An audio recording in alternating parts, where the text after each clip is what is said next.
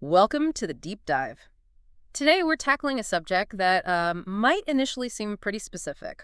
Adenocarcinoma of the thyroid in dogs. Right. Now, before you think this is maybe too niche, stick with us because Absolutely. this exploration is actually going to give you some really fascinating insights into how cancer works generally Mm-hmm. and, the challenges of diagnosing tricky illnesses and the kinds of advanced treatments that are out there. Think of it like a concentrated dose of medical knowledge, Mhm. just focused on our canine friends for this session. Exactly. We've been looking at some pretty detailed medical information about this specific thyroid cancer in dogs. Yeah. And our goal really is to pull out the most important bits, the interesting pieces, the real takeaways that help give us a clearer picture of what's going on. And just to jump right in with something that really stood out to me, get this. When dogs are diagnosed with this, thyroid adenocarcinoma, Yeah. in a shocking 35 to 40% of cases, the cancer has already spread, metastasized. By the time it's even found, think about that. By the time you might even notice something's wrong, Right. in nearly half the cases, it's already moving. That really underscores how vigilant owners need to be and how fast this thing can progress. It really does. It highlights just how aggressive and often silent it can be initially. So how common is it overall? Well, overall, thyroid adenocarcinoma is actually a pretty small percentage of all cancers in dogs, maybe somewhere between, say, 1.2 and 3.8%. Okay, so relatively rare then. In the grand scheme, yes. But it becomes much more significant when you're talking specifically about tumors in the head and neck area. Okay. There, it makes up maybe 10 to 15% of those tumors. Yeah. So if your vet finds a lump in the neck, suddenly thyroid adenocarcinoma jumps, much higher up the list of possibilities. All right, that makes sense. That's a key piece for diagnosis then. Exactly. Okay, so let's dig a little deeper. Who typically gets affected? Are there specific breeds that seem more prone to this? Interestingly, yes. It does seem like certain breeds show a higher risk. Mm-hmm. We tend to see it more often in boxers, Uh-huh. golden retrievers, Siberian huskies, and beagles. Okay. But, and this is important, it can happen in any breed.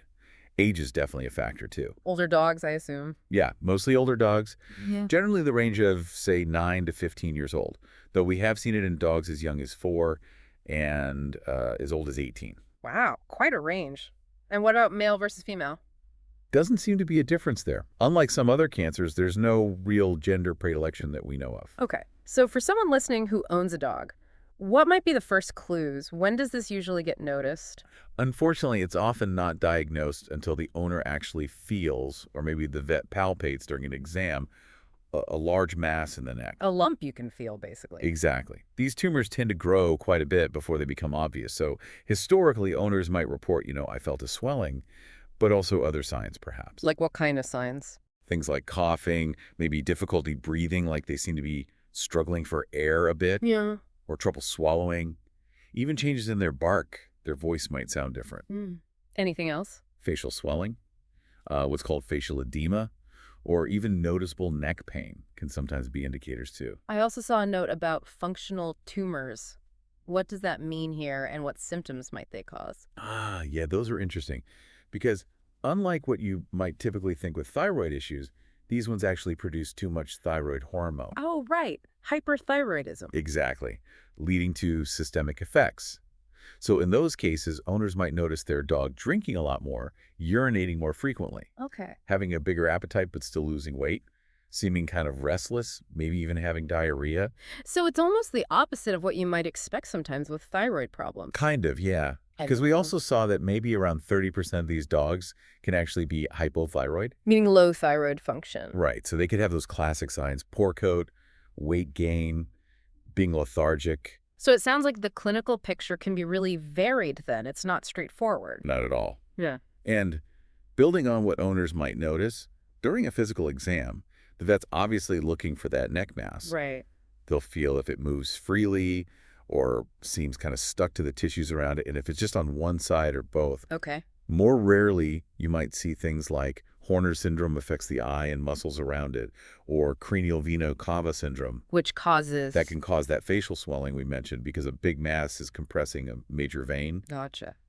And yeah, in those hyperthyroid cases, heart issues like an irregular heartbeat or maybe a murmur, could be present. We touched on how aggressive this can be earlier, but let's really talk about why it's so concerning in terms of spread, the metastasis. Yeah, that high rate of metastasis is a really major worry.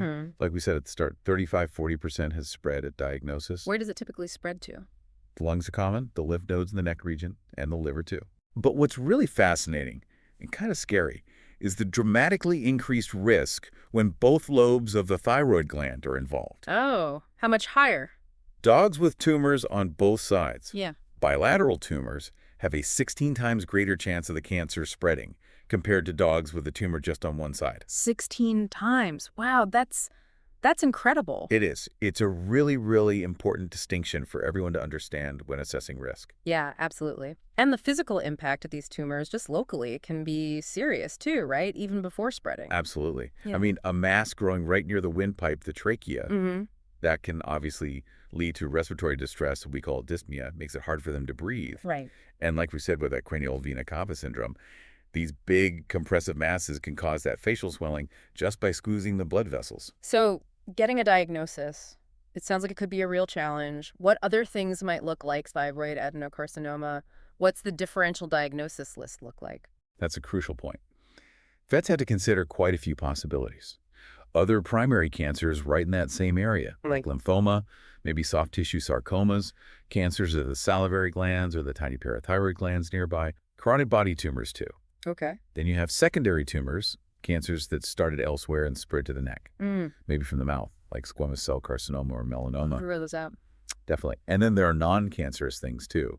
Abscesses, inflammatory masses called granulomas, salivary mucosales, those fluid-filled sacs from salivary glands, all can cause a neck swelling. So it's not always straightforward. What about standard blood tests? Can they usually give a clear answer? Generally, no. Standard blood work, urine tests, they're often pretty normal in these cases. They might show some general signs of, a long-term illness, maybe mild anemia, slightly high white blood cells. Sometimes. Anything else? Rarely, you might see hypercalcemia, high blood calcium, or signs of DIC, that serious blood clotting problem. And the thyroid hormone levels themselves, like we talked about, can be all over the place, low, normal, or high. So if routine tests aren't always the key, what specific imaging and diagnostic tools do vets rely on? Usually it's a combination of things. Chest x-rays, thoracic radiographs are essential. Yeah. You got to check if it's spread to the lungs. Makes sense. Then for the neck itself, things like cervical ultrasound or CT scans, computed tomography, or even MRI, magnetic resonance imaging. What do those show? They give a really detailed local picture. Looking at the thyroid gland size, its blood supply, checking if it seems to be invading nearby tissues, and looking at those neck lymph nodes too. Okay. There's also something called technetium 99-meter scintigraphy. It's a type of nuclear imaging that can help find thyroid tissue, maybe in unusual places or distant spread. Right. And radioiodine studies can sometimes tell us if the tumor is actually producing hormone. So it's often like a multi-layered investigation using different tools. Getting a tissue sample, a biopsy, or cytology seems key for cancer diagnosis, but it sounds like there are some particular hurdles with thyroid tumors. Yeah, they can be tricky because these tumors tend to have a lot of blood vessels. When you try to get a sample with just a fine needle for cytology, looking at the cells under a microscope, it often gets heavily contaminated with blood. Which makes it hard to read. Exactly. Makes it difficult to interpret reliably.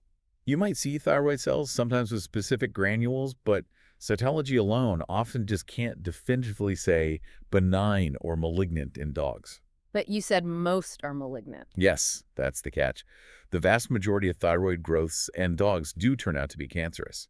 So even if cytology isn't perfectly clear, the suspicion is usually high. What about getting a bigger sample, like a core biopsy? Taking a larger core with something like a true cut needle is generally not recommended. There's just too high a risk of serious bleeding. Okay, so what's the alternative? Usually a surgical biopsy is preferred, where the vet actually makes an incision to get a piece of tissue. It allows for much better control of any bleeding that might happen. Gotcha. And once they have that tissue sample, what are pathologists looking for, under the microscope, or just looking at the tissue itself? Well, looking at the tumor directly, the gross pathology, they're often very vascular, like we said. Often see areas of bleeding, hemorrhage, and necrosis tissue death. They tend to have poorly defined borders. They don't have a nice capsule around them. and they often grow into nearby structures, the trachea, esophagus, blood vessels. Invasive. Very invasive. They might even be stuck to major vessels like the jugular vein or carotid artery or important nerves in the neck. And microscopically, the cell types. Under the microscope, there are a few main histological types described: follicular, papillary, and compact or solid. Okay. In dogs, actually, the most common finding is a mix of follicular and solid patterns. There's also C-cell carcinoma, which arises from different thyroid cells, but that's less common. Does the specific type matter much for prognosis or treatment? Sometimes it can give clues, yeah, about how quickly it might grow or how it might respond to certain therapies. Yeah. But often, the stage size, invasion, spread is the biggest factor. Okay, so a diagnosis has been made. Now what? What are the treatment options? It sounds like it often needs a multi-pronged attack. Absolutely. The best plan really depends on the stage of the tumor. Yeah. You know, how big is it? Is it movable or is it fixed in place? Yeah. Has it spread? Right. Surgery, actually removing the tumor, is generally the recommendation for those that are freely movable. Okay, makes sense. For really large tumors, sometimes radiation therapy might be used before surgery to try and shrink it down first. Ah, okay. Radiation can also be the main treatment if a tumor just can't be surgically removed. Maybe it's too invasive. Or it can be used after surgery if the vet couldn't get all the cancerous tissue out. And if it's already spread? If there's already metastasis when it's diagnosed, then treatment becomes more about palliation, managing the disease, improving quality of life. Yeah. That often involves palliative radiation and chemotherapy. You mentioned radioiodine earlier, iodine-131 therapy. How does that fit in? Yeah, iodine-131 therapy uses radioactive iodine. It can be effective, particularly for those functional hormone-producing tumors we talked about. But the doses needed for thyroid adenocarcinoma are really, really high, which means only specialized veterinary centers with the right licenses and safety equipment can actually offer it. So availability is limited. Gotcha. And what about medications? I saw tisferinib, phosphate, palladia mentioned. Yes, tussarinib or palladia is a type of drug, a tyrosine kinase inhibitor, that can sometimes help shrink or slow the growth of various cancers. It has shown some activity against thyroid adenocarcinoma in dogs. So it can help slow things down. Potentially, yes. It's Yeah. another tool in the toolbox. Surgery sounds like a primary approach for localized movable tumors. What are some of the big risks involved with that? Well, because these tumors are so vascular and often invasive, significant bleeding during surgery is a major risk. Right. It might even require blood transfusions, intensive care afterwards sometimes. Okay. What else? There's also a risk of damaging the nerve that controls the voice box, the larynx. That can lead to laryngeal paralysis. Which affects breathing and barking. Exactly. And another big one is potential damage to the parathyroid glands. They're tiny glands located right next to, or sometimes even embedded within, the thyroid. And they control calcium. Precisely. Damaging them can lead to hypocalcemia, dangerously low calcium levels in the blood, which needs careful management. Okay. And for chemotherapy, what drugs are typically used and what are the things vets need to watch out for? Several chemo drugs have been used. Cisplatin, carboplatin, doxorubicin are common ones. Do they work well? Studies have shown they can sometimes cause partial tumor shrinkage, maybe in around half the cases treated with some protocols. Tossarinib, as we mentioned, also shows some biologic activity. But there are side effects to consider. Oh, absolutely. Always with chemo. Cisplatin, for instance, can be tough on the kidneys, nephrotoxic, so it has to be given with lots of IV fluids, saline diuresis to protect them. Okay. Doxorubicin can potentially cause heart problems long-term, cardiotoxicity, so it's generally avoided in animals that already have heart issues. Right. And anti-nausea medications are usually given with drugs like cisplatin, too. The notes also briefly mentioned medications just for managing the thyroid itself. When would those be needed? Well, thyroxine, that's thyroid hormone replacement. Right. Synthroid is a human brand. Exactly. That might be needed after a bilateral thyroidectomy, if both glands are removed, just to replace the hormones the body isn't making anymore. Makes sense. There's also some thought that keeping TSH levels low might help in some cases, because some tumors have receptors for TSH. TSH being thyroid-stimulating hormone. Right. But whether routine hormone replacement helps all affected dogs isn't totally clear yet. Okay. What else? Methimazole, that's a drug that lowers thyroid hormone production, can be useful to manage hyperthyroidism if it's caused by a functional tumor. Before surgery, maybe? Exactly, or if surgery isn't an option. And Beta blockers might be used sometimes to control a really fast heart rate or high blood pressure in those hyperthyroid patients. So after treatment, whatever it is, surgery, radiation, chemo, what does the follow-up look like? What do owners and vets need to monitor?